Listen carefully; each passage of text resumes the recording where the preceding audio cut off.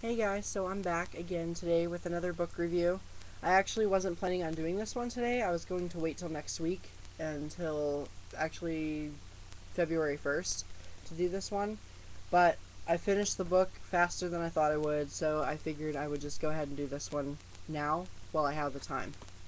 And this book review is going to be on the book Marked by PC and Kristin Cast. This is the first book in the House of Night series. I just literally finished this book right before I started this video. It took me not even a full day to read. I started it last night and read like 2 chapters last night, and then I finished it today. So it took me not even a day to read. But yeah, I don't know. Let's just jump right into it.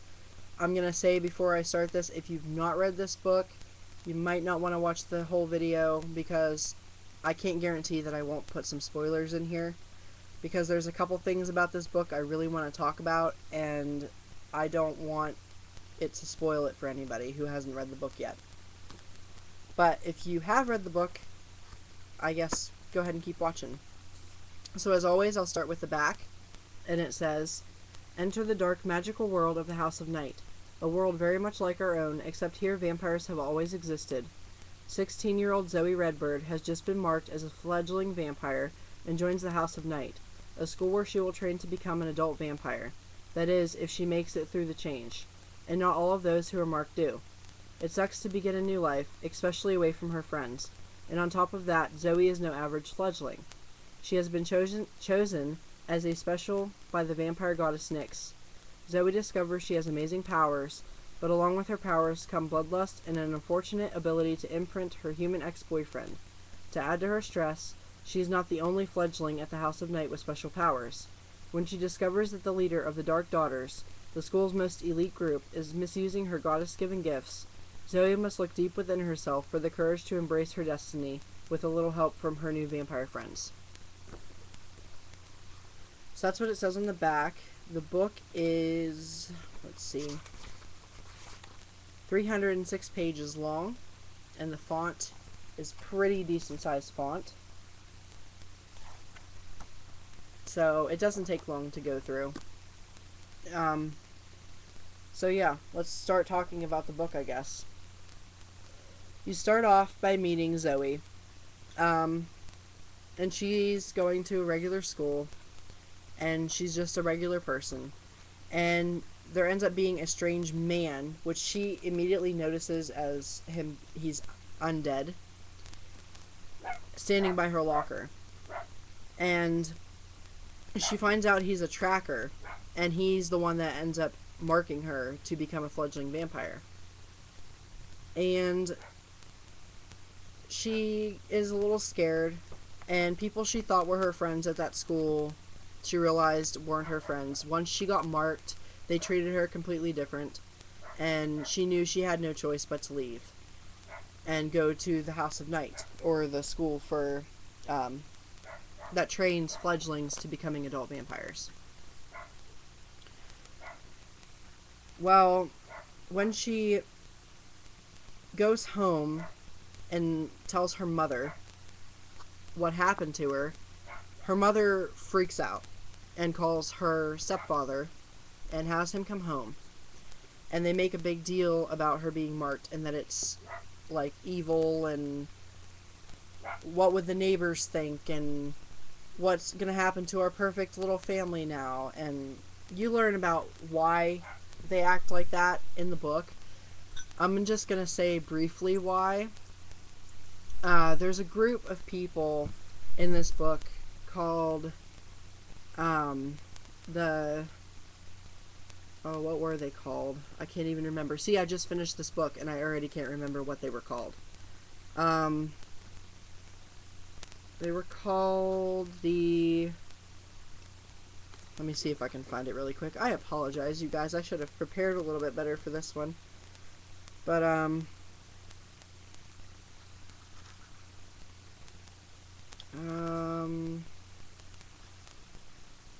they're called the... Let me see.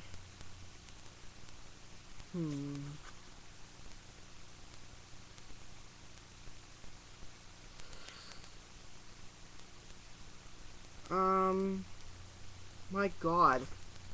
I can't even remember what they're called.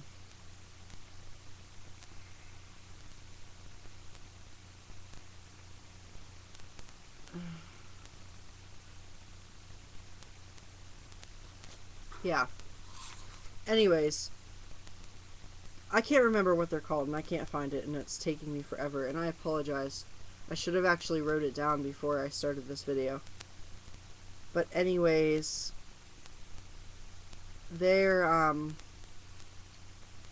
group of people who are, like, completely devoted to God, and they think that vampires and people like vampires and people that like vampires and people that listen to certain kinds of music, read certain kinds of books, etc., are evil, and that they're unacceptable in the eyes of the Lord.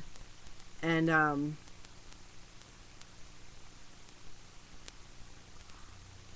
so I don't know. Her parents are really, really strict, because, like I said, her stepfather is a leader or something of this group, and so they're, like, really strict, and when they find out that Zoe has been marked, it really, really makes them angry, and they want to call doctors and specialists, and they want to call, like, a shrink to come talk to her and see if they can figure out how to get it so that way she doesn't have to leave the house and things like that. Just really, like, over the top, dramatic, strict, selfish people. And Zoe runs away, and she ends up running to her grandmother's house. Her grandmother on her mother's side. And the reason why is because, unlike her mother and her stepfather, her grandmother is very loving, caring, and doesn't pass judgment on people. And her grandmother actually likes vampires. So Zoe knew that her grandmother's house would probably be the perfect place for her to go.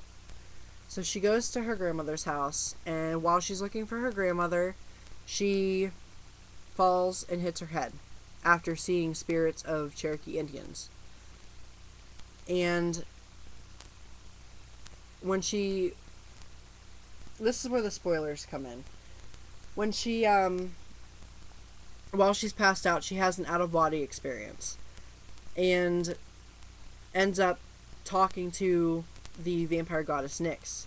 And the vampire goddess Nyx gives her great power. And it also fills in her mark, where the tracker marked her.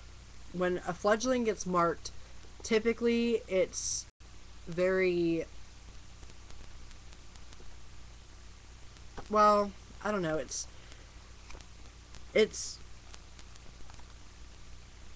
very quick, and nobody knows exactly how it's done. They just know that the tracker will say a couple of random words, and then you're marked. Kind of like magic. And you know a fledgling when you see one because they have an outline of a crescent moon on their forehead. And what makes Zoe so different for a fledgling is that when she runs into the goddess Nyx, and the goddess Nyx gives her all these powers and whatnot, her crescent moon gets completely filled in, and that's unusual for a fledgling. And she develops all these other powers along the way and stuff too, and she finds out she has, like, an affinity for felines, and I don't know, it's... yeah. But basically you go through the book with her being new at the House of Night, and making friends and making enemies, and meeting people she doesn't like, meeting people she does like, joining classes that she's never before even heard of taking, like horseback riding. She takes fencing classes, and stuff like that she never thought of being in a school before. And she joins a group called the Dark Daughters. And at first she joins it just because it seems like it could be interesting, and because her mentor, because every fledgling has an adult vampire as their mentor, and her mentor is a priestess, a high priestess named Neferet. So she joins the Dark Daughters because Neferet thinks that she should. And she doesn't like the leader of the Dark Daughters, Aphrodite. And you find out in the book why. I'm not going to go into too much detail with that. Basically, she just really doesn't like her. Aphrodite doesn't really like Zoe either, so they're on the same terms there. But Aphrodite is doing things in these rituals of the Dark Daughters and Dark Sons that you shouldn't do. Things that shouldn't be allowed to be done. And Aphrodite's doing them and completely abusing her power, and she's being very selfish, and Zoe has had enough. So basically you go through the whole book. She continues to stay in the Dark Daughters, but only to pretty much overthrow Aphrodite and become leader. That way she can change the way the group is run. That way she can make it more respectful, and that way they're not doing things that they shouldn't be doing. That's basically what this first book is about. I loved this book, and I absolutely cannot wait to go get the second book as soon as I can. I'm going to try to go possibly sometime this week to pick up the second book because it was just so good. I absolutely loved it. So I can't wait to get the second book. Definitely on my recommended reading list for people. Loved it. Now here's my problem that I had with it. The ending. I was so mad at the ending. I don't know why technically I was so angry with it, but well, it's not that I was angry with it. I mean, I liked the way it ended, but I was mad that some things I wanted to find out that gives you hints to in the earlier part of the book and like in the middle of the book, you don't get to find out. Like what like when Aphrodite has her vision and Zoe is supposed to, you know, not supposed to see it. She's not supposed to see Aphrodite having her vision, and she sees it anyways and takes her to Neferet. You get key parts of what the vision's about, but you don't know the whole story. And I really wanted to know what her vision was about because it definitely included Zoe in it. And I really wanted to know, like, what the vision was about. And you get to the end of the book, and you don't get to find out what the vision was about. Right when Aphrodite starts telling Zoe a little bit more about her vision, Zoe's friends interrupt, and Aphrodite walks away and doesn't finish what she was saying. And that really made me mad because I wanted to know really bad. But I guess that's a good thing too, because then you can go into the second book and you'll want to know. But yeah, I don't know. What did you guys think of this book if you've read it? And did the ending kind of like leave you in a place where you really wanted to know what happened, so you really wanted to go get the next book? Or did it make you mad so you didn't want to read it because you didn't get to figure things out the way it set them up, and then you didn't get to figure things out? Because there's a lot of things in here that it talks about that you never get to figure out. So let me know what you guys thought of it. Again, that was my review for Marked. I'll see you guys later. Bye.